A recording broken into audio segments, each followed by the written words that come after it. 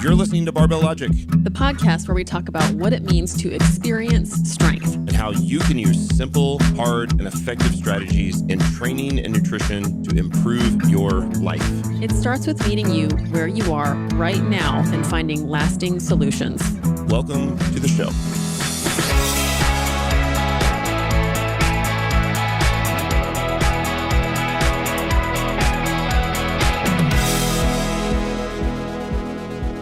Hello, welcome back to the Barbell Logic podcast, Beast Over Burden. I'm Niki Sims, joined by Andrew Jackson.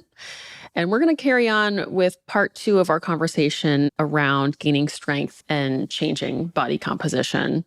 We left off with our client who started in, around 170, took him through his journey to gaining strength and changing his composition.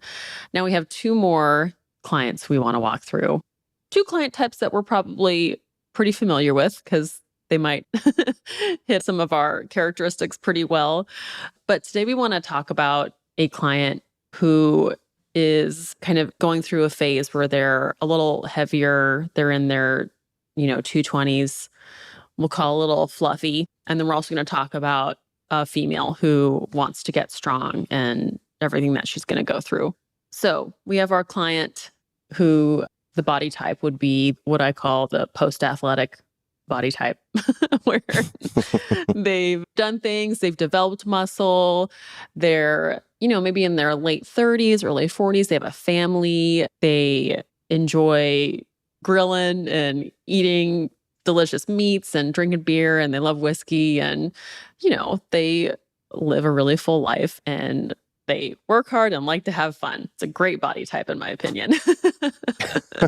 But also, I know with that kind of body composition, things can be a little bit uncomfortable. Like, it's easy to, especially when you're aging and getting to your 40s, you're like, holy moly, there is a bit more fat around my belly than I remember there being. And all of a sudden, you're kind of like, I don't think I like this. And if we think about their empathy map, that's when we really hear, like, I want to lean out. Like, that seems to be a priority, but they also know they need to keep strength as an underlying priority as well. So have you worked with these clients before? I've worked with many and have been also in this phase. I think I wasn't maybe 170, but 190. I was probably closer to that. And you're tall. Yeah, 6'1". So I was closer to our first case study last week. When I first started consistently strength training, I was really big into cycling at the time. Although just prior to that, I was in the fluff zone. I was at 220 to 225. Okay. And then that's when I started CrossFit and Paleo Zone, and then dropped down into the kind of the 190 and was arguably heavier on the stress and not enough on the recovery side of things. And then way overinvested in the recovery, and then became back into the fluff zone. I like that. Overinvested in recovery. What a great way to say that. Yes. Very romanticized. And then we talked in great length before about my personal experience. But yes, have many clients in this phase. Their journey, if we put it back into that context, I think is, and emotions, if we're going to start there, is, things they're saying are, like you said, I feel a little bit fluffy around the middle. I want to lean out. I want to tighten things up a little bit. I think they're feeling frustrated, a little bit like they're spinning their wheels because they're working really hard again in training. They're making progress maybe in the gym, a lot of them, but it feels like the things, and this is common in all aspects of life, the things that work during one phase of progress are not the same things that are going to work and be successful in the next phase of progress. This is true in career. This is true in many pursuits in life. The thing that makes you successful at the beginning is not what's going to make you successful in the next phase. And so I think that's what a lot of the guys that I work with that are in that phase, they had some kind of go-to solutions that got them there. And now they're just sort of feeling stuck there and not sure how to get out because the strategies that they employed don't change. Yeah. Or they don't know how to change those strategies to get what they want. And a lot of emotion comes from comparisons, where you're comparing to what used to work and made you feel a certain way, and now you feel this way and you think you should feel that way. And that's super frustrating. Right. And I think there comes a lot of almost disappointment that it's not working again. And you kind of start to worry, like, how am I going to do this? Is it even possible? What does this look like now? And we have to really kind of break those chains of comparison to, what you were lifting in your 20s and what worked when you were in your 20s. Like, you have a family now, like things are a lot different in terms of how much energy you can devote to a certain thing. What is your metabolism doing now? So getting out of that comparison can be really helpful. Or just, acknowledging the fears that come from that or emotions that come from it. I think another pattern that I see with that group is that, and kind of going back to what I was saying with the strategies that got them there, they were able to enjoy caloric surplus and often a significant caloric surplus. And when you're first kind of going up, you can be in a surplus without feeling that fluffiness, or maybe you might, rationalize it or kind of look past it. So you're used to training in a caloric surplus, and in some cases, often a significant caloric surplus. When they get to that 20 to 240 range and they no longer feel comfortable with the fluff and start making choices that, at least in their understanding, they think are going to help them cut back on the fluff, they will often be in a caloric deficit, and training in a caloric deficit feels very different than in a caloric surplus, especially if they're taking big, wild cuts for short sprints of time. Then they might be in a really significant caloric deficit. And so training starts to become this frustrating loop of being stuck, cutting, not feeling good, maybe having big swings, which is, I would say, a very consistent thing that I see with that demographic is wild swings. Maybe wild sounds a little bit melodramatic, but big swings in their caloric intake. Yes. So that'll be the guy that eats an entire pizza and a 6-pack of beer. And maybe that's somewhat of an exaggeration, but that type of thing where it's like they'll be super rigid on their diet for breakfast and lunch and maybe the weekday dinners. Maybe even this is a classic demographic for getting into intermittent fasting, because they're like, oh, this is just really easy for me to not eat. But then they get into the afternoon and they're hungry and they snack, which turns out to actually be like 1,500 calories. Right. Because they're just grazing on nuts and cheese and beer, and doesn't seem like they're eating anything. But anyways, they'll have some sort of pattern like that during the weekday. And then on the weekend, there's a lot of blowout activity, which again, might not feel like they're eating a lot of food. Mm-hmm. But it's so calorically dense. Yeah, probably a lot of it's coming in from alcohol for some people. Right. Or very caloric dense food that's not super satiating. So it could be the pizza, it could be the high fat meats on the grill. Yeah. Which again, I want to clarify, I'm speaking so confidently about this because that was me. I'm like yesterday? Not placing any judgment on this lifestyle. Yeah. This is definitely it's just kind of the normal, or at least very common thing for guys in that zone to do. Totally. And so a lot of the conversations I have with guys that are looking to make change in that is, again, as always, we want to build the foundation of consistent strength training and maybe start to shape ways similar to what we talked about before, where we want to broaden the spectrum of things that we can evaluate for progress, because depending on how much weight they want to cut, the strength might not go up. But often, because we're going to stabilize nutrition, they could actually make more progress. Like in my example, when I did a gradual cut and recomposition over a long period of time, I hit all my lifetime PRs while also losing about 25 pounds. My press PR was very early on in that process, and that kind of suffered after that. But my squat, my bench, and my deadlift were all well into that body recomposition. So the fun thing about the fluff zone is that strength progress is very much possible still in that area. Yeah. And if you manage it well, you can still maintain or maybe even build a little bit of muscle mass, depending on how you kind of navigate that. Yeah. We kind of talked on this. Just I want to make sure I highlight this. There are like 3 different ways you can lose weight and, gain muscle at the same time. It's like if you're super, super new, and you haven't trained, you haven't developed any muscle, and you have excess body fat. Or if you have excess body fat and you're like training again, or if you're on gear. Yeah. Yeah. Other than that, it's really, really, really difficult if you want to lose weight and gain strength at the same time. So the fluff zone is great for that. Yeah, it's like at best a maybe based on what limited research we have. But I, in practice, have really only seen it with the people that have a lot of excess body fat to work with, because that help the body can pull from that.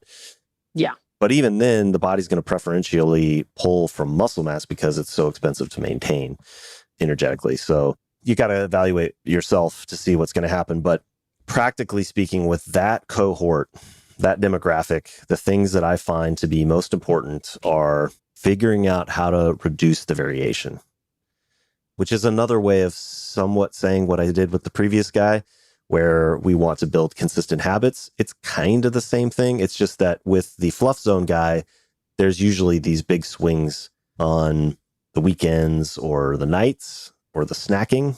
And another big one I see with this group is poor sleep quality. Totally. I think, not to say you can't also emphasize that with our other guy. It's just that that person, for whatever reason, tends to not have that as much of an issue. Although, not to say it isn't. It's just that with the fluff zone guys, I definitely noticed there's a pattern, and it may be associated with alcohol at night kind of a situation where like the sleep quality is just not very good. And that is not going to help you in your goals for recomposition. Can't emphasize sleep enough with anything that we talk about, but definitely if you're trying to lean out and you're in that zone, I would prioritize cutting out the big swings in calories and prioritize sleep. Those are the two things I would really go after first. Big game changers.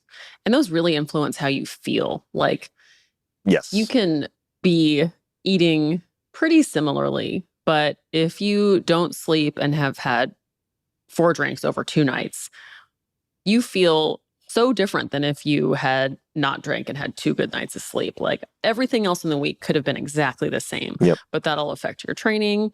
It'll affect how like bloated you feel. It'll affect your mood.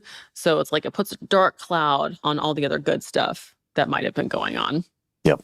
So what do you think is like the dream state for this guy? If they had, like an ideal body and feel in their head, like, what do they want to look like and feel like? I think the one that comes up a lot is how pants feel. Ooh, yeah. Like pants size and kind of what's happening around the midsection with their waistline. It seems to be the thing that is a sort of real world subjective metric that people will notice that their pants fit different, or they don't feel like they're kind of spilling over their pants. And this is where high-waisted yoga pants came from. yeah, just keep pulling them up higher. Yep. But it is a great metric because you feel it when you're sitting down. That's when you're working and you can't do anything about it, but feel those rolls and you feel terrible. And you're just sitting there feeling it all day. Or you're sitting in your car, like commuting, and the seatbelt is like kind of digging in a weird way. In the airplane. Yeah. Oh, God. I think 9 times out of 10, if I can help a guy in the fluff zone get to a point where his pants start fitting different, or he's able to get down a pant size, especially if their waist is kind of floating up into that 40-inch kind of range. If we can get their pant size or their waist down to like 38, 37, 36, something like that, they start feeling real good. And I would say they're also happy if they can do that while still not having to eat perfect or super clean all the time. And that's another reason why I like to focus on consistency, is reducing the wild swings, because you can have a lot of those things that people associate with. You can still have fun. You can still have pizza. You can still have burgers. You can still grill steaks. You can still have some alcohol, but we got to learn how not to blow it out. A lot of those guys in that zone, I notice, are very binary. Like, they're super successful in multiple aspects of life, and they have this gear where they can just like, I am going to do this. And then somewhat of a coping mechanism is kind of blowing it out in some other aspect of life, a couple of times a week, and just like really going, just like it's the same mentality. And again, I know this and can speak confidently from it because I am this guy. Like I can go all out with my training and nutrition, and then I can go all out having fun and eating probably 10,000 calories in a day without even really working too hard at it. Yeah. So yeah, learning how to balance those days out, level them out. Snacking is often, like I said, for that cohort, a big area of opportunity. And again, being gradual. Oh yeah, totally. The thing that's going to make it sustainable is to learn how to make the changes gradually so that you can steer the ship very slightly in a direction and gradually, minimum effective dose, change your body over a long period of time and then adjust as you go based on whether that's working for you or not. Very possible to reduce the fluff and still work hard and still have fun. Absolutely. You just kind of get more specific and precise with how you do it. And the training, I wouldn't even really have to change that much for that group. That's the other thing about making the small changes is that you can then also let the MED changes in your training adjust with that. You might have to change your goals a little bit, but... Yeah, someone like that, it's really nutrition, like 80% is about like, okay, let's change what you're doing outside of the gym more than anything. Yeah. I mean, that kind of actually goes back to where we were at with the other guy. A lot of people I'll hear want to ask for hypertrophy at this point, which in their mind means typically doing something with higher reps. Getting the Fight Club bod. Yeah. I mean, we could certainly do that, but you don't have to. And it's not that it's a better solution other than from setting expectations perspective and that strength identity that we were talking about before. I think it's really hard for somebody to attack their training because if they're constantly having to compare back to the fact that, well, 2 months ago I was hitting this 5 RM and now I'm at 80 or 90% of that, I don't feel like I'm making progress. So I think that's about managing the psychology and kind of expectations of your training. Or you can add in some exercise variation and set and rep variation if that makes it more fun for you, but you don't have to. I think you can be just as productive doing roughly the same structure, whether you're in a deficit or a surplus. Yeah. But it might just be harder mentally to keep showing up doing the same program that you were doing before on a surplus when it felt very different. Yeah, that's something that I'm sensitive to because I don't like it when people feel like they're being punished for going into a deficit, Right. When you decide to go in a deficit because you want to look and feel better, and now all of a sudden being in the gym hurts and you're just comparing yourself to how great these things used to feel. So I think you should never, be punished for wanting to make that change. And I think that can happen with the right kind of programming changes. For sure. Are there changes that you've made that mitigate that feeling in a deficit? I think different rep schemes are really helpful and sets across, looking at PRs for sets across that we might not have done before. Even something as simple as going for like sets of 4 instead of sets of 5, different exercise variations, stuff like that. And constantly reminding, this is a new PR at this body weight, which is really cool. Right. Looks really good. Or we've made your deadlift get off the floor without your back rounding. That's huge. So, or even such thing as, form PRs, which I feel like I was always working towards form PRs in my deadlift.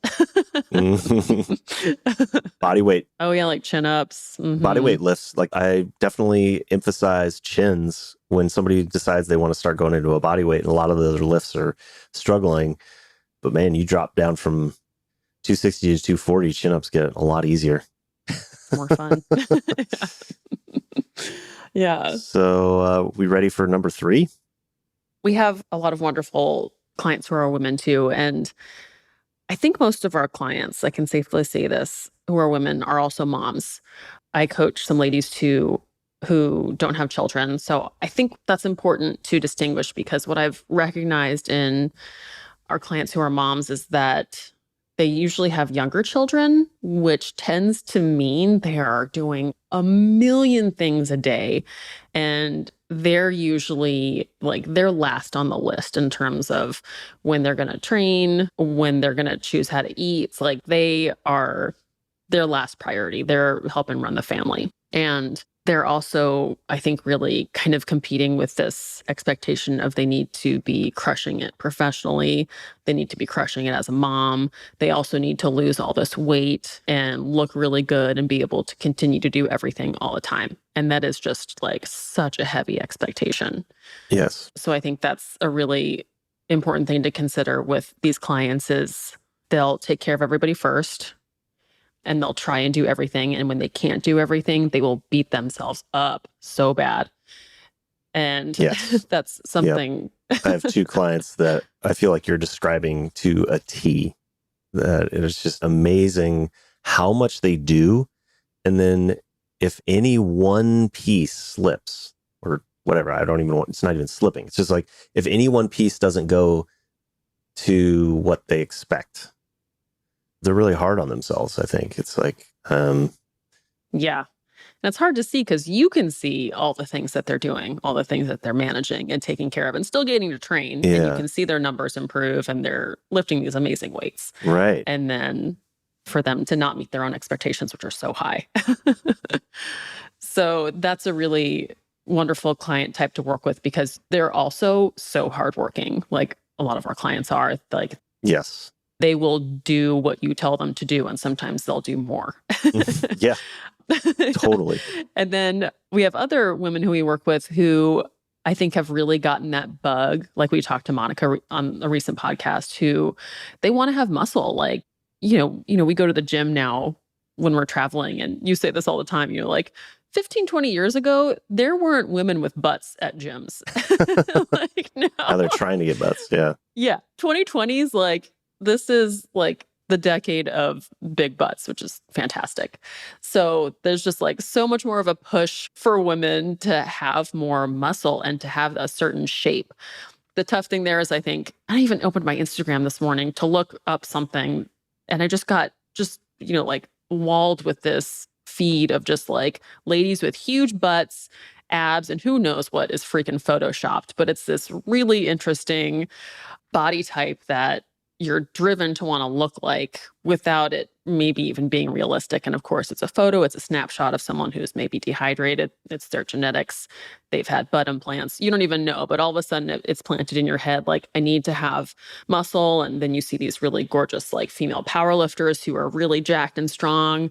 But then you've also been, kind of brought up thinking like, I also need to be less. I need to continue to eat in a deficit. I need to have a tiny waist. For me, like, I always believed that when I sat down, especially when I was in a bathing suit, I shouldn't have any rolls, which is like in my stomach, which is like so impossible unless you're very, very, very skinny.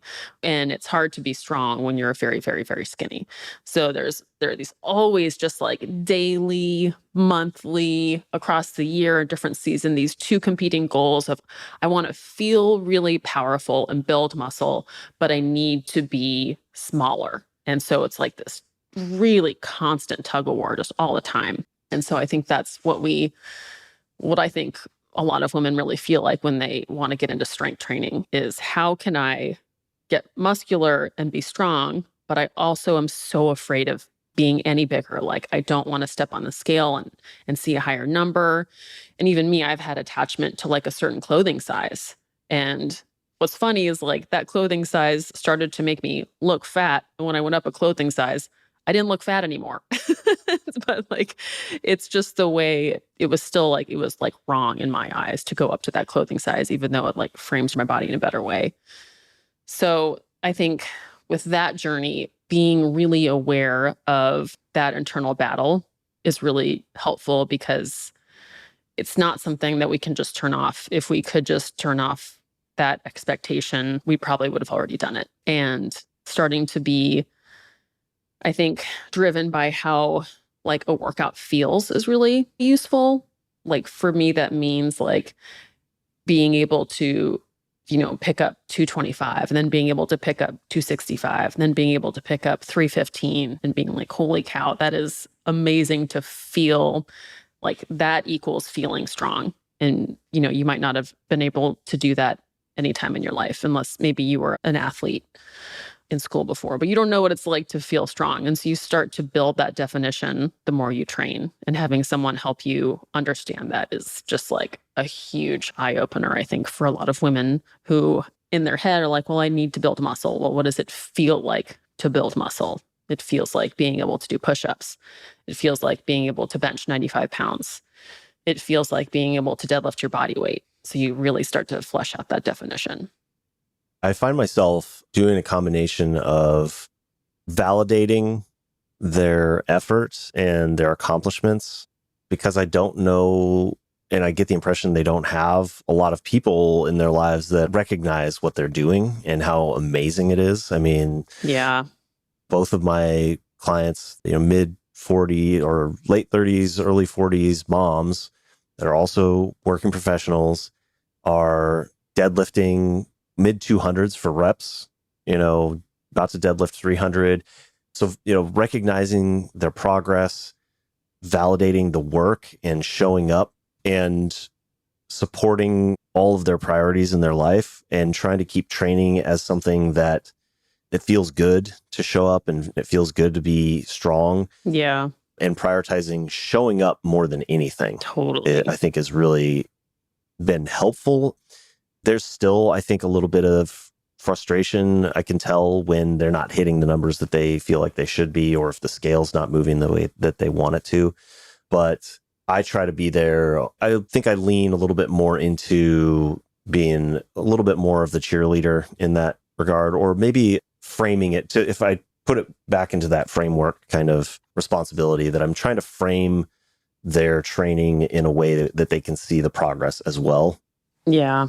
And one of the other things that I think is common for all of our clients, but especially these two women that I work with, is that I think that it's just totally normal, or that they should be further along.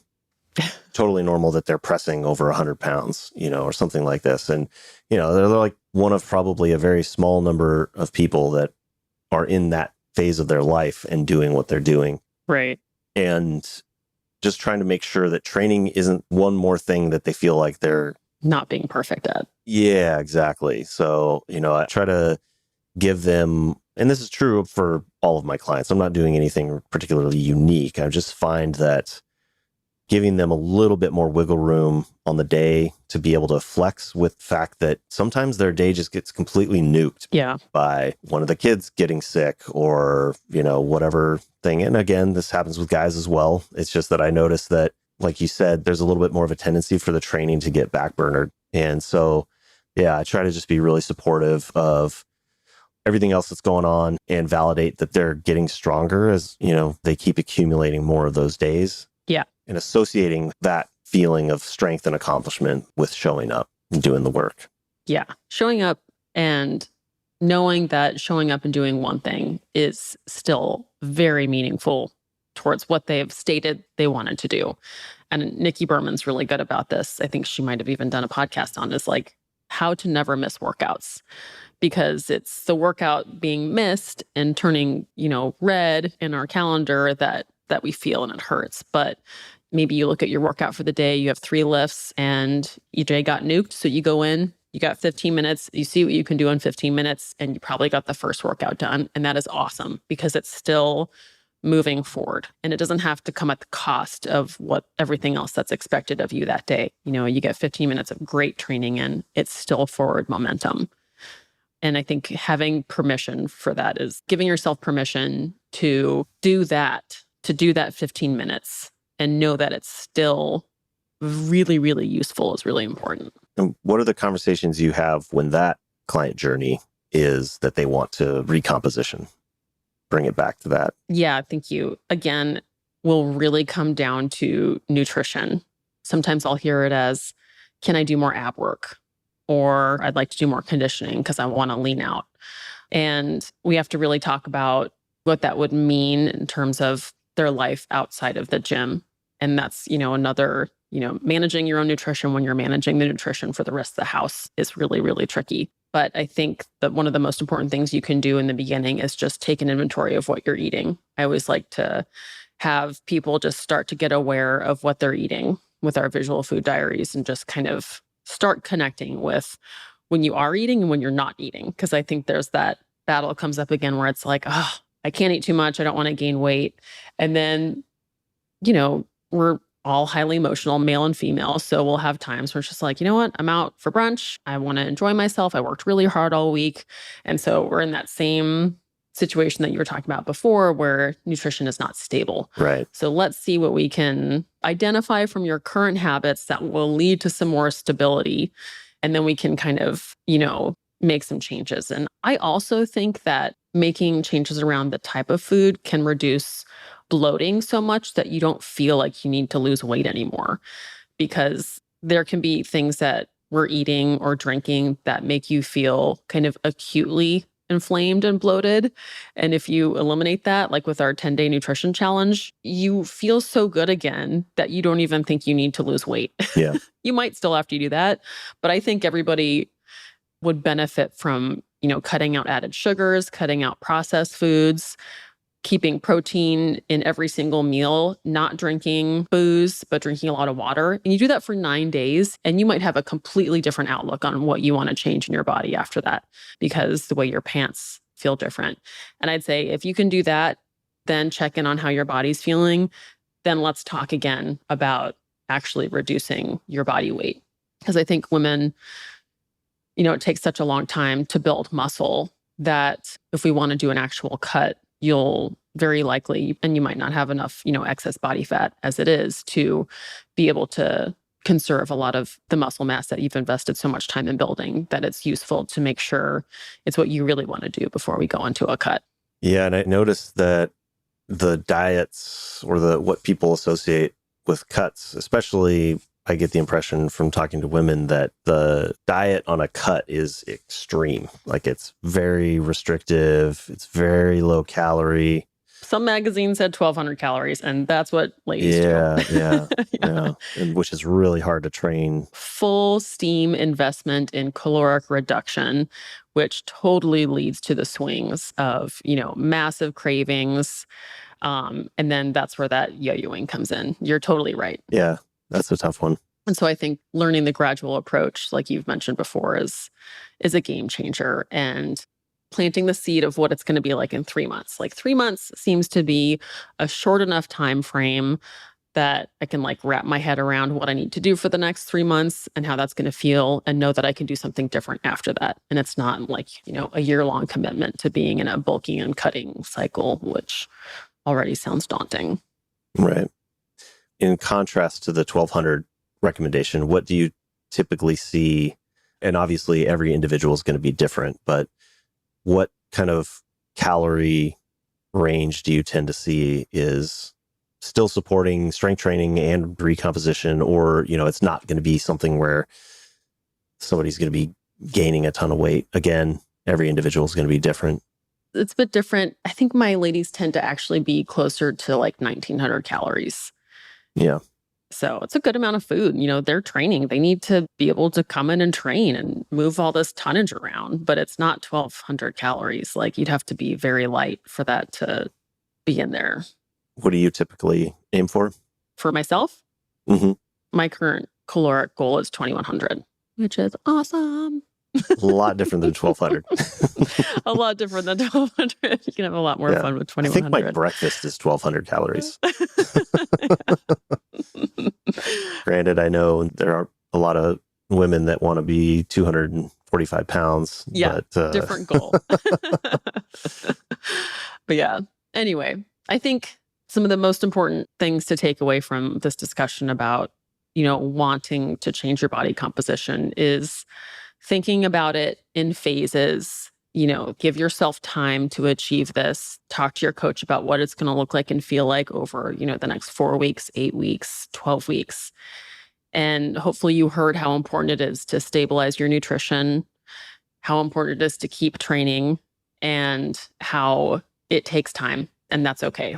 You can have what you want, depending on how extreme you want to go. There are going to be some trade-offs, but it's doable. Yeah. But you need to take some time to talk about it with your coach and actually flesh out where it's coming from and what it'll take to get there. And I think it's interesting to note that we didn't talk about how we need to add in a whole bunch of extra conditioning or a whole bunch of extra cardio or radically modify the strength training component of it. A lot of it was coming down to conversations about nutrition. That's not to say that you can't add cardio or conditioning. I mean, those are certainly things that I think are part of any good strength and conditioning program, but yeah, it's not that you need to go spend a bunch of time trying to sweat it off or, right, burn a whole bunch of extra calories, because no matter what you're doing in your training, you're always going to be able to more easily add calories than you are going to be able to burn them. Add calories from your nutrition. So true. I love that you said that. I've noticed I go to a spin class. You come with me too sometimes. And I have another girlfriend who will go with sometimes. And I know she always wants to be losing weight. And I have another friend who they go to spin so they can lose weight. And like, I want to go to spin well fed, well hydrated, so I can just like crush that class. And it's, I can't imagine going to spin like hungry and in a deficit. That just does not sound fun at all. Yeah.